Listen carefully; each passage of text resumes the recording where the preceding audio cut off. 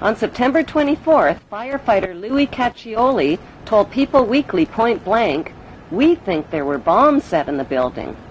That claim was echoed by many witnesses and by firefighters who heard the explosions just before Tower 1, Tower 2, and Building 7 collapsed. The steel-supported twin towers were built to withstand the impact of a passenger jetliner, yet the official explanation for their collapse is that the burning jet fuel heated the steel support beams and caused them to buckle. Expert independent investigators insist that it's impossible for jet fuel burning in oxygen to melt steel, and that most of the jet fuel burned up outside the buildings in clearly visible fireballs. After the crashes, the white smoke turned black, indicating cooling temperatures, not rising temperatures as reported. Why did a company called Controlled Demolition quickly haul away, melt down, and dispose of 499,850 pieces of structural steel that could have proved the temperature the steel had reached and the use of explosives? Why did Tower 2 that was hit last fall first, 53 minutes after being struck, whereas Tower 1 fell 1 hour and 28 minutes after being struck? An even bigger mystery is why Building 7, owned by Larry Silverstein, collapsed much later on in the afternoon, even though it had never even been hit. If these 3 World Trade Center buildings were rigged with explosives, when could the explosives have been installed, and who controlled access to the buildings? The 30-year-old World Trade Center has always been publicly owned and managed by the New York, New Jersey Port Authority. That is, until a Jewish businessman named Louis Eisenberg became the chairman. Eisenberg is an active leader in Jewish Zionist organizations. He personally oversaw negotiations that put the publicly owned World Trade Center into private hands. Those private hands belonged to 2 Jewish pro-Zionist billionaires named Larry Silverstein and Frank Lowy, even though their bid was lower than other bids. Lowy served as a commando in the Israeli army, and Silverstein just happens to be the former chairman of the United Jewish Israel Appeal. With Eisenberg's help, they landed the 99-year lease worth $8 billion for half price at $3.5 billion. During the moving, renovations, and security changeovers, explosives could have easily been installed in the buildings without detection. George W.'s brother, Marvin Bush, was not only the director of the World Trade Center's electronic security company, he was also the director of the World Trade Center's casualty insurance company called Houston Casualty. That company terminated their insurance coverage for the World Trade Center before 9/11, right in the nick of time. Another suspicious company occupied the 16th and 17th floors of the North Tower.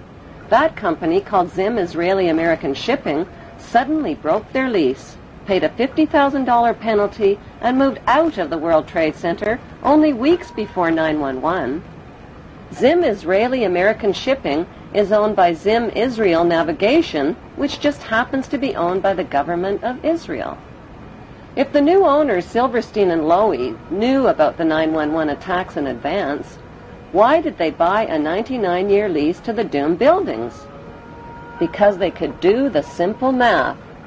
Silverstein bought the $3.5 billion World Trade Center with only a $15 million down payment, which amounts to 0.01% of the total. He took out maximum terrorist insurance coverage only 6 weeks before the attacks.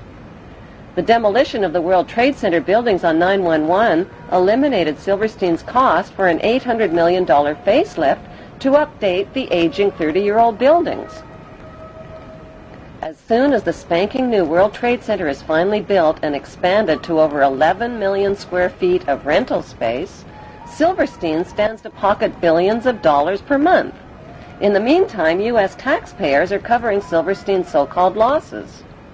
Then there's the big payouts from insurance policies with mega-terrorism insurance, which Silverstein took out just weeks before 9/11. Silverstein is demanding a 200% payout by claiming payouts for 2 separate 9/11 attacks instead of one.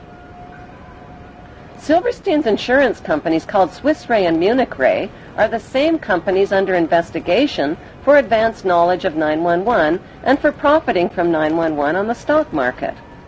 If Silverstein's insurance companies knew in advance about the attacks, why would they insure doomed buildings?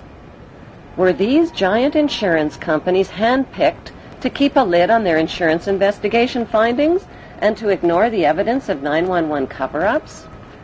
Silverstein has since bought out Frank Lowy, paid off investors and loan groups, put limits on victim compensation claims, and turned the publicly owned World Trade Center into the smelliest private real estate deal in American history. George W. Bush threw up permanent roadblocks to stop an independent investigation of the 911 events. When the 911 Senate Committee report was published, 27 pages that would have connected international banks to 911 were censored.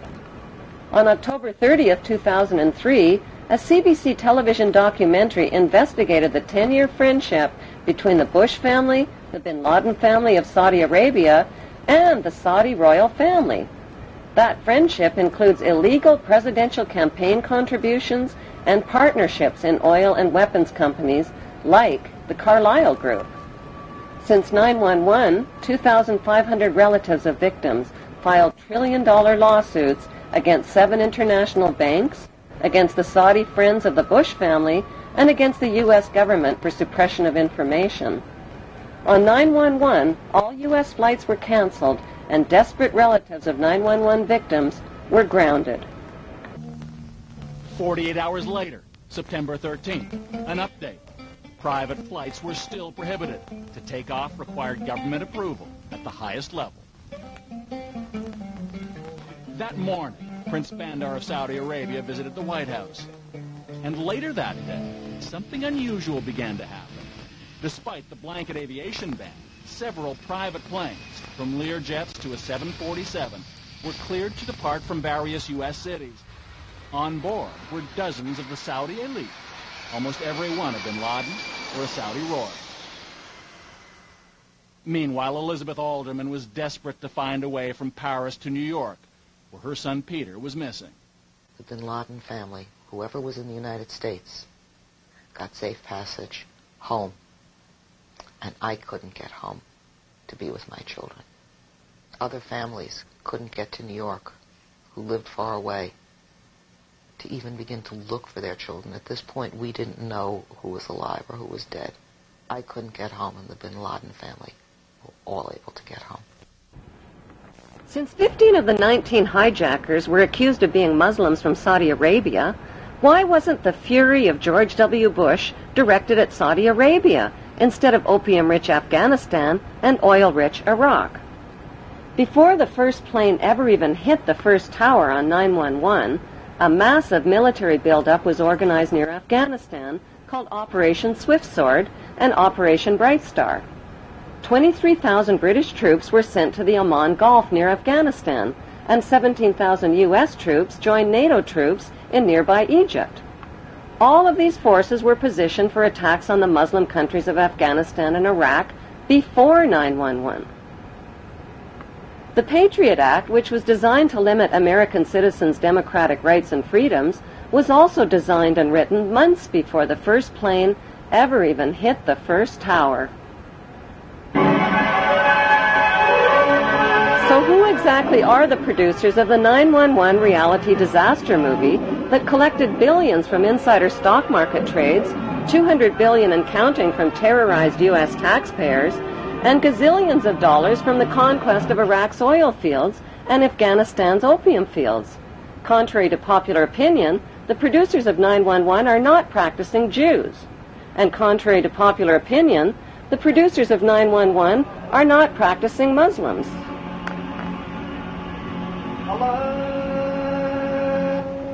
They are a secret network of international pirates who identify with no nation, no national flag, and no established religion. Their flag is the skull and crossbones, and their god, G-O-D, spells gold, oil, and drugs. It is important to understand the difference between the term Jews, Hebrews, and Zionists.